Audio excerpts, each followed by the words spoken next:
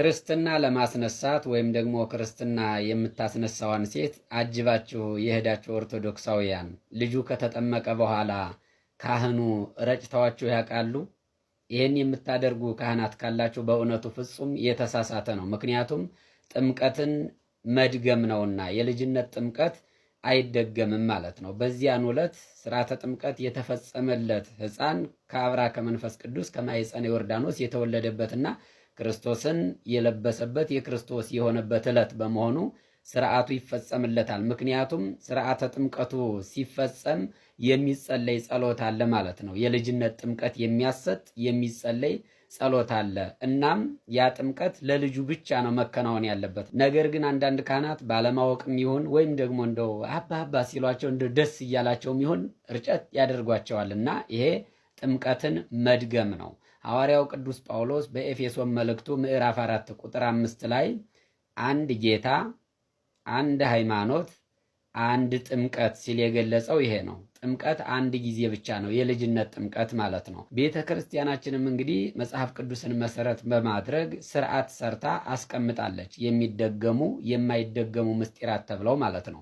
ከሰባቱ ምስጢራተ ቤተ ክርስቲያን መካከል እንግዲህ አንድ ጊዜ ከተፈጸሙ በኋላ ድጋሜ የማይገኙ የማይደገሙ ምስጢራት አሉ። የመጀመሪያው ምስጢረ ጥምቀት ነው። ሁለተኛው ምስጢረ ክህነት ነው። ሶስተኛው ምስጢረ ተክሊል ነው። እነዚህ አንድ ጊዜ ከተፈጸሙ በኋላ አይደገሙም ማለት ነው። የሚደገሙት ምስጢራት ደግሞ ምስጢረ ቁርባን፣ አንድ ሰው ኃጢአት ቢሰራ ቢሳሳት እንኳን እንደገና ንስሐ ገብቶ ስጋው ደሙን እየደጋገመ መቀበል ይችላል ማለት ነው። ሁለተኛው ምስጢረ ንስሐ ይደገማል። አንድ ሰው ኃጢአት ይሰራል፣ ይወድቃል፣ ንስሐ ይገባና ደግሞ እንደገና ይሳሳት። ከሚደገሙ ምስጢራት እነዚህ ይጠቀሳሉ ማለት ነው እና የልጅነትን ጥምቀት ሁለተኛ የምታጠምቁ ካህናት እባካችሁን ተው። በእርግጠኝነት ገጥማችሁ ያውቃል ብዬ አስባለሁና የሆነ ቦታ ሄጄ ነው ይሄን ያየሁት። ሲረጩ አየሁና ተገርሜ ነው። ስለዚህ እንደዚህ የምታደርጉ ካህናትም ተው። እርጩን እያላችሁ የምታስገድዱ ምዕመናን ካላችሁም ይሄ ነውር ነው። በልማድ እንደ ስህተትና እንደ ኃጢአት የሚቆጠሩ ነገር ግን ኃጢአትም ስህተትም ያልሆኑ 4 ነገሮችን እነግራችኋለሁ። የመጀመሪያው እንግዲህ አራስ ቤት ገብቻለሁ፣ አረ ቤተ ክርስቲያን መሄድ አልችልም ጸበል ሳልረጭ ማን ያለው?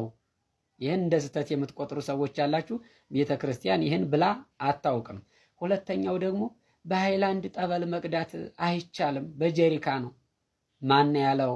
በእርግጠኝነት ጀሪካውን 150 ብር 100 ብር ለመሸጥ ያመቻቹ ሰዎች ናቸው ይችን ያለማመዷት። ምክንያቱም ሃይላንዱ ብዙም ሊሸጥ ስለማይችል ቤተ ክርስቲያን ይህንን አትከለክልም።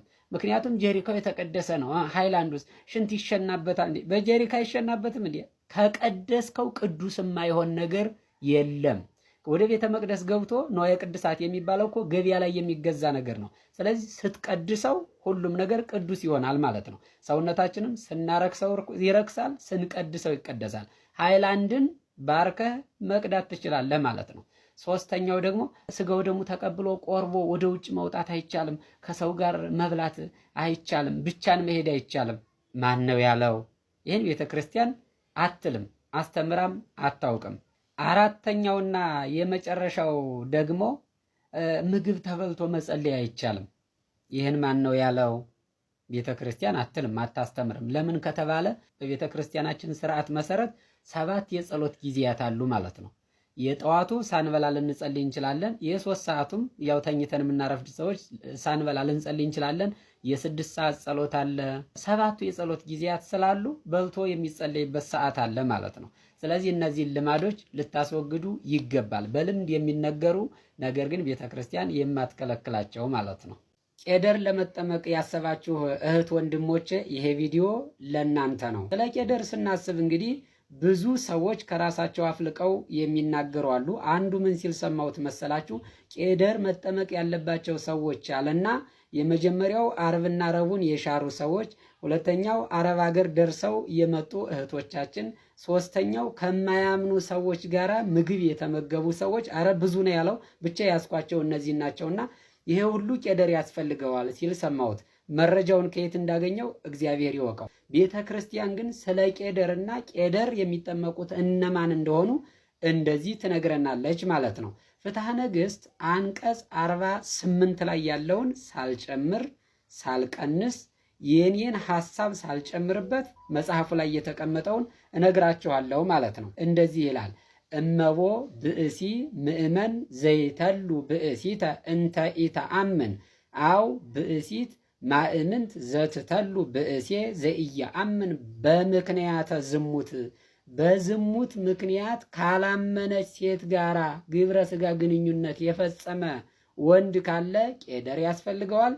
ሴቷም ቢሆን በተመሳሳይ ከማያምን በሃይማኖት ከማይመስላት ሰው ጋራ ግብረ ሥጋ ግንኙነት ከፈጸመች ቄደር ያስፈልጋታል ተብሎ ተቀምጧል። የመጀመሪያው ይህ ነው፣ ቄደር የሚያስፈልጋቸው ሰዎች። ሁለተኛው ደግሞ በኦርቶዶክስ ሃይማኖት ውስጥ የነበረ ነገር ግን ሃይማኖቱን ቀይሮ በዚያ በሌላ ሃይማኖት ቆይቶ ተጸጽቶ ወደ ቤተ ክርስቲያኒቷ ቢመለስ ቄደር ይጠመቃል። ያ ሰው ድጋሚ የልጅነት ጥምቀት አይጠመቅም። ሐዋርያው ቅዱስ ጳውሎስ እንደነገረን በኤፌሶን 4:5 ላይ አንድ ጌታ፣ አንድ ሃይማኖት፣ አንዲት ጥምቀት ስላለ ድጋሚ የልጅነት ጥምቀት አይጠመቅም።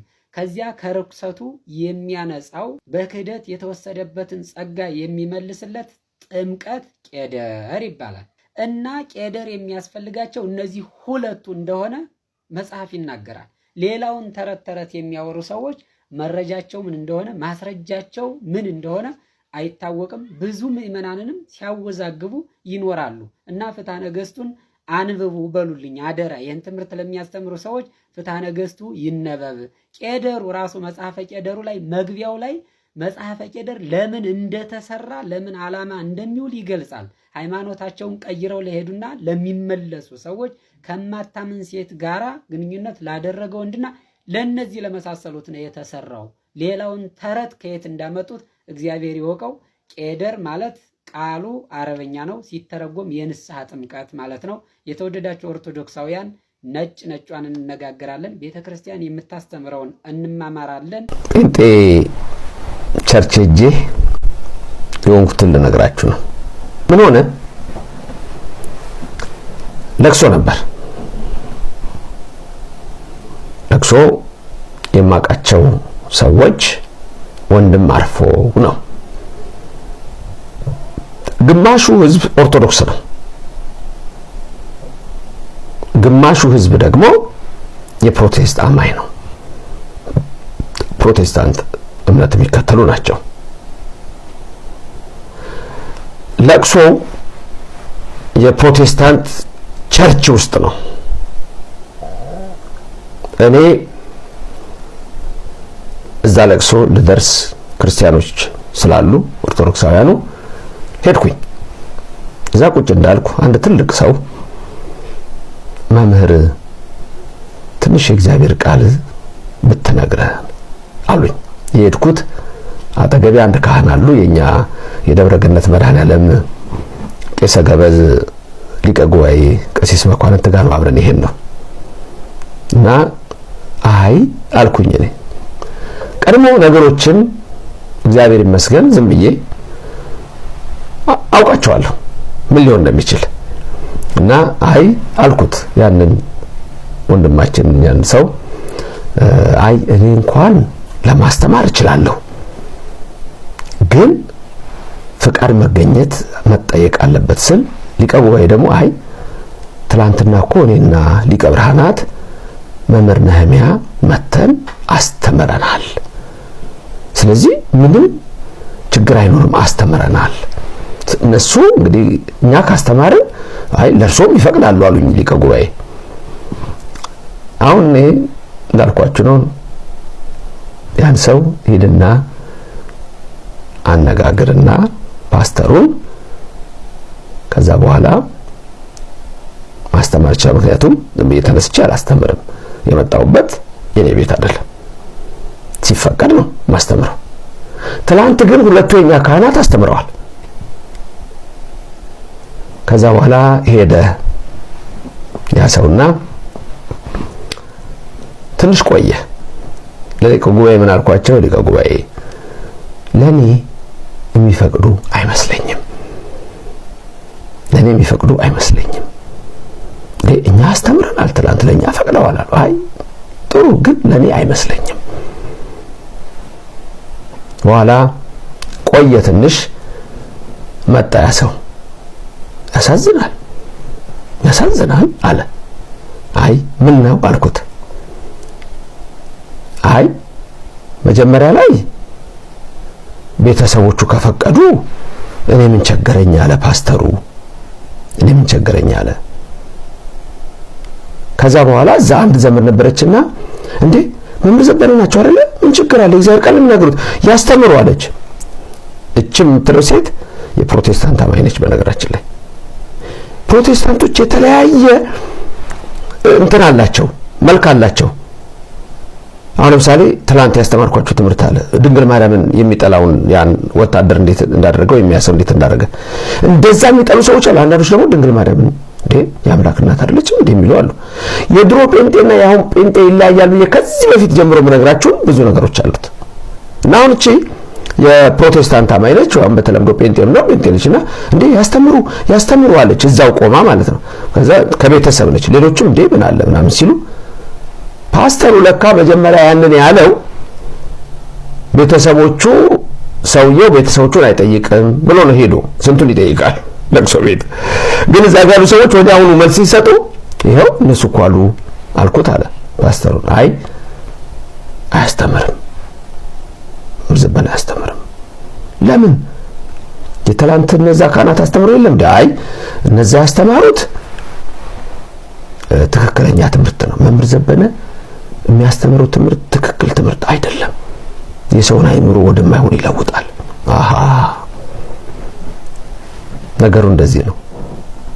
ሰው ደግሞ አይ እንዴ እነሱ እኮ ካህናቱ እኮ ያሉት አንድ ደብር ነው፣ መምህር ዘበነ የደብሩ አለቃ ናቸው። ስለዚህ አብረው እኮ ነው ያሉት፣ አንድ አይነት ትምህርት ነው እኮ የሚያስተምሩት። አይ አይደለም። እና ፓስተሩ ከለከለኝ ማለት ነው። በአብዛኛው የኔ ትምህርት እንዳይሰጥ ሰው እንዳይሰማ አይታችሁ እኮ ብዙ ጊዜ የሐሰት ትምህርት ነው የሚያስተምረው፣ የውሸት ትምህርት ነው የሚያስተምረው፣ ተረት ነው የሚያስተምረው። አያችሁ ምን ገጠመኝ ብዬ ነገርኳችሁ። ለምንድን ነው በዚህ በዩቲዩብ የሚሰጠው ትምህርት በቲክቶክ የሚሰጠው ትምህርት ለመቃው ቁጭ ብለው ተነስተው ትምህርት እኮ የላቸውም። መምህር ዘበነ ዛሬ እንዲህ ያለ፣ አባ እንትና ዛሬ እንዲህ ያሉ፣ አቤት ዛሬ እንትና ተነስቶ ሊቀሊቃውን ስማ ኮን እንዲህ ብለው ተናገሩ፣ አባ ገብረ ኪዳን ብለው ተናገሩ፣ መምህር ብርሃኑ አድማስ እንዲህ አለ፣ መምህር አበጋዝ እንዲህ አለ። ትችት ብቻ መልስ ለከሌ ትምህርት የላቸውም። ትምህርት ርዕስ የላቸው፣ ትምህርት የላቸው፣ ዕውቀት የላቸው።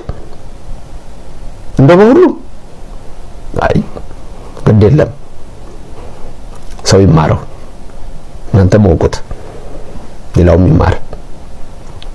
ኦርቶዶክሳውያኑ ግን ምን ያህል ዝግጁ ናችሁ ለመማር? አያችሁ፣ ይህንን አውቀን እንድንበረታ ፈልጋለሁ።